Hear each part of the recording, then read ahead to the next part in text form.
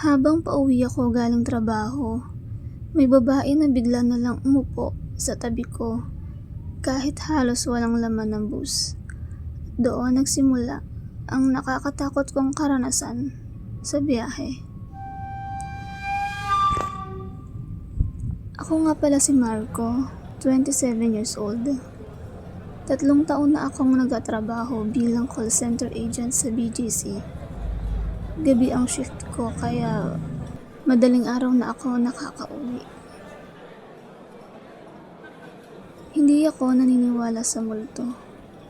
Lumaki akong sanay sa overtime, puyat, at kung ano-anong kwento ng mga katrabaho tungkol sa mga kababalaghan sa opisina.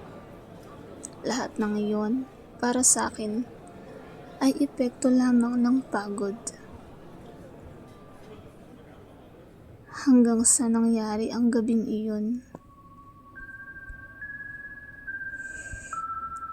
Bandang 12:30 na nang makasakay ako sa bus, papasig.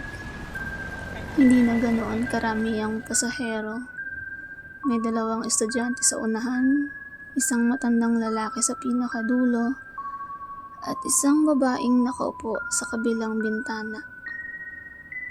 Pinili kong umupo sa bandang gitna. Pagod na pagod ako kaya nagsuot ako ng earphones para makinig ng music. Makalipas ang ilang minuto, huminto ang bus sa susunod na loading area.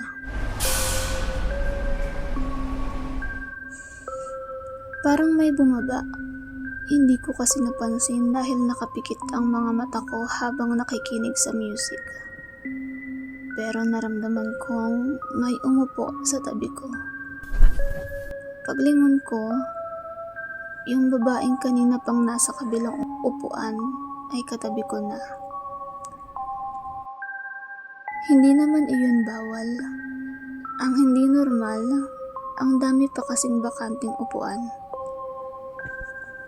Initian ko lamang siya ng kaunti bilang paggalang, ngunit hindi siya ngumiti pabalik. Nakatingin lang siya sa harap. Akala ko nahihilo lang siya o pagod. Hanggang sa huminto ulit ang bus. May sumakay na isang lalaki. Agad ko naman siyang nakilala. Ang pangalan niya ay Emil. Dati ko siyang katrabaho sa unang trabahong pinapasukan ko. Pag-upo niya ay nagkamustahan muna kami. Nagtanungan kung saan at ano na ang bagong naging trabaho. Mga ilang sandali lang ay ibinalik ko ang tingin sa babaeng katabi ko. Tahimik pa rin siya. Nakatitig lang sa harapan. Napansin ko lang na basa ang dulo ng buhok niya. Parang kakagaling lang sa ulan. Pero ang kakaiba, tuyo naman ang suot niyang puting blouse. Makalipas ang ilang minuto, huminto ulit ang bus. May bumabang 2 estudyante. Yung nakaupo sa unahan. Maya't maya pa ay sinabi ni Emil na lumipat na raw kami doon sa pinakaunahan nang sa gayon ay madali kaming makababa kapag bababa na. Tatayo na sana ako nang biglang hinawakan ng babae ang manggas ng jacket ko. Mahina lang, pero sobrang lamig ng kamay niya. Napatingin ako sa kanya. Ngayon lang siya gumalaw. Dahan-dahan niyang ibinaling ang mukha niya sa akin. Hindi nakakatakot ang itsura niya. Mukha lang siyang normal na babae. Maputla lang. Pagkatapos ng ilang segundo, mahina siyang nagsalita. Huwag ka munang lilipat. Nanigas ako. Hindi dahil sa sinabi niya, kundi dahil iyon lang ang unang beses na nagsalita siya mula nang sumakay ako. Hindi ko alam kung bakit, pero hindi na ako lumipat. Hindi dahil sinunod ko siya, kundi dahil gusto kong malaman kung bakit niya sinabi iyon.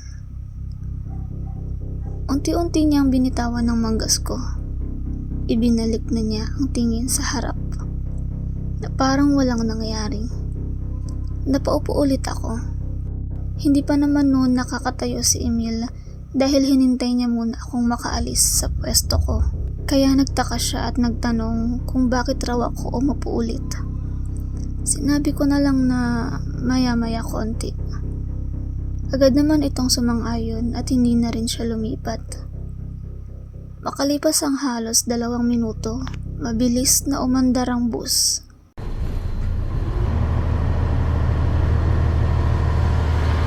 Nang biglang, isang malakas na tunog ang nanggaling sa kaliwang bahagi ng bus. Napahiyaw ang ilang pasahero. Malakas na bumangga ang isang pick-up truck sa gilid ng bus. Tumagilid kaming lahat. May mga tumalsik na bag. May nabasag na salamin. At tumama ang balikat ko sa bakal na upuan. Ilang segundo ring nagkagulo sa loob. Buti na lang hindi tuluyang tumaob ang bus. Nagsisigawan ng mga pasahero. May tumatawag ng ambulansya. May umiiyak.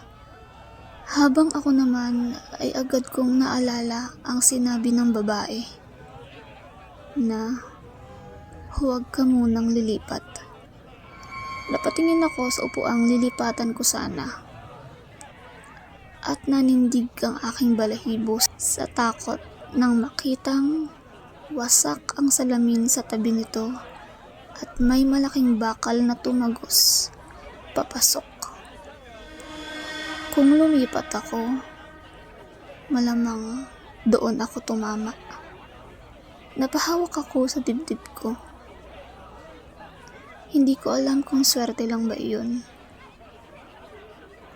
Sinubukan kong lingunin ang babaeng katabi ko, ngunit wala na siya. Bakante ang upuan, para bang wala talagang umupo roon. Hindi ko na siya hinanap. Sa dami ng nangyayari, mas inuna kong tingnan kung may sugat ba ako. Pero buti na lamang ay gasgas lang sa braso at balikat ang natamo ko. Nakalabas na rin ang karamihan ng pasahero. May mga pulis at ambulansya na dumating makalipas ang ilang minuto. Habang nakatayo ako sa gilid ng kalsada, may lumapit na isang pulis. Kayo po ba ang nasa seat number 18? Tumango ako. Opo. May sinilip siyang maliit na listahan at tinanong kung may katabi ako roon. Napaisip ako at sinabi kong meron. Sabay napahinto ako pagkatapos sumagot at inisip, paano ko ipapaliwanag? Sinabi kong isang matandang babae ang katabi ko, pero hindi ko siya kilala. Hanggang sa lumapit ang konduktor at sakto namang tinanong ng pulis ang tungkol sa babaeng katabi ko noon sa bus. Agad namang sumagot ang konduktor at sumagot na walang babaeng nakaupo sa tabi ko roon. Habang iniisip ko iyon, may isang babae na pasaherong nakaupo noon sa unahan ang lumapit sa akin. Mahina ang boses niya. Ikaw ba yung kausap niya? Napatingin ako at nagtatakang nagtanong kung sino ang tinutukoy niya. Yung babaeng basa ang buhok. Nanlaki ang mga mata ko at tinanong sa kanya kung nakita rin ba niya iyong katabi ko. Tumango siya at kinwento niyang nakita na raw niya itong matandang babae. Mga ilang linggo na rin ang nakakaraan. Nakita raw niya itong nakasakay sa isang bus na sana ay sasakyan niya dapat. Pero dahil napansin niyang medyo puno na ay hindi na lamang siya sumakay at naghintay na lamang ng ibang masasakyan. At doon niya nakita ang aksidente na yung bus na sasakyan niya dapat ay nabangga dahil nawalan ito ng preno. Kinilabutan din siya noon at napasabi na lang na buti ay hindi siya sumakay. Agad naman daw niyang nabalitaan ang nangyari at nalamang wala naman raw nasawi. Puro galos o sugatan lamang ang natamo ng mga pasahero. Pakiramdam daw niya ay parang iniligtas na rin siya ng matandang babaeng yun. Dahil nung nakita niya yung nakatayo sa pinto ng bus, ay parang may naramdaman siyang hindi maganda. Kaya hindi na lang siya tumuloy. Pagkatapos ay sinabi niya ang isang bagay na lalong nagpagulo sa isip ko. Hindi siya sumasakay para manakot. Siguro ay sumasakay siya para may mailigtas. Hindi ako agad nakasagot. Napansin kong seryoso siya. Hindi siya mukhang gumagawa ng kwento. Bigla akong natahimik. Binalikan ko sa isip ang buong biyahe. Kung lumipat ako ng upuan, malamang ako ang tinamaan ng bakal. Tahimik kaming dalawa ng ilang segundo. Nang maalala ko si Emil, parang hindi ko pa siya nakikita. Nawala rin kasi sa isip ko dahil sa sobrang nataranta. Kaya naman hinanap ko siya at ipinagtanong sa mga pulis. At agad ko rin naman siyang nakita. Naroon lang pala siya sa gilid at may mga medic na gumagamot ng mga sugat niya. Mukhang mas malala ang natamo niya kaysa sa akin. Nang makita niya ako, may sinabi siya sa akin.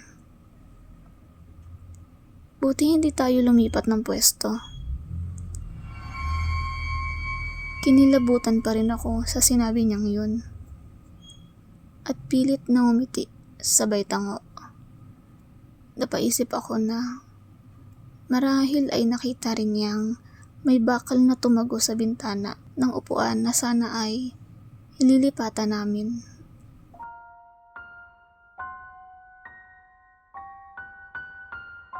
Matapos ang pangyayaring iyon, kada sasakay ako ng bus, madalas ay sa bandang gitna na ako umuupo. At sinasabi sa isip ko na mas mabuti nang hindi ko na ulit makasabay sa biyahe ang matandang babaeng yun. Mabuti rin naman dahil nagliligtas siya. Pero kung may mangyayaring aksidente, tuwing makikita siya, ay mas pipiliin ko pa rin hindi na ulit siya makasabay.